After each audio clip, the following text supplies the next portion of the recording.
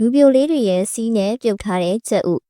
ဒီတစ်ခါမှာတော့နည်းနည်းထူးဆန်းတဲ့အစားအစာလေးတစ်ခုတစ်ကြောင်းကိုပြောပြချင်ပါတယ်။တရုတ်နိုင်ငံရဲ့ဒေသတချို့မှာလူပြိုလေးတွေရဲ့စီးနဲ့ပြုတ်ထားတဲ့ကြက်ဥဟာနာမည်ကြီးအစားအစာတစ်ခုပဲဖြစ်ပါတယ်။သူတို့ဟာမူလာလန်းကျောင်းတွေကအသက်10နှစ်အောက်ယောက်ျားလေးတွေရဲ့စီးကိုလိုက်လံစုဆောင်းပြီးအဲ့ဒီစီးနဲ့ပဲကြက်ဥတွေကိုတနေကုန်ပြုတ်ထားတာပါ။ဒါကိုစားပြီးရင်ကိုခန့်အားကောင်းစေပြီးအပူရှက်တာကိုကာကွယ်ပေးတယ်လို့ဒေသခံတွေကယုံကြည်ကြပါတယ်။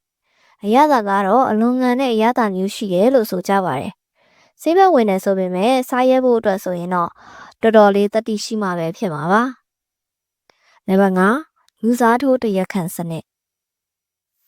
နောက်တစ်ချက်ကတော့တရုတ်ပြည်ရဲ့တရားရေးလောကတွေကထူးဆန်းတဲ့လျှို့ဝှက်ချက်တစ်ခုပါ။တရုတ်နိုင်ငံမှာချမ်းသာတဲ့သူတွေကသူတို့ကိုယ်စားထောင်ချခံပေးဖို့တခြားလူတစ်ယောက်ကိုငွေပေးပြီးငှားရမ်းတဲ့လူစားထိုးတရက်ခန့်ဒါမှမဟုတ်ဒင်းစရီဆိုတဲ့အလေးထားရှိတယ်လို့ဆိုပါတယ်။ဥပမာအားဖြင့်2012ခုနှစ်ကနာမည်ကြီးဂူကိုင်လိုင်အမှုမှာတရားရုံးတက်လာတဲ့အမျိုးသမီးဟာမူလတရက်ခန့်နဲ့ရုပ်ချင်းလုံးဝမတူတာကြောင့်လူစားထိုးထားတယ်လို့တန်တရားဖြစ်ခဲ့ကြပါတယ်။ဒီလိုမျိုးတရက်ခန့်အစားကိုလူစားထိုးပြီးထောင်ချခံပေးတဲ့သူတွေဟာငွေမြောက်များရရှိကြသလိုတချို့ဆိုရင်လည်းသူတို့မိသားစုရဲ့လုံခြုံရေးအတွက်အကြက်ခံရပြီးလှုပ်ဆောင်ကြရတာဖြစ်တယ်လို့သတင်းတွေလည်းထွက်ခဲ့မှုပါတယ်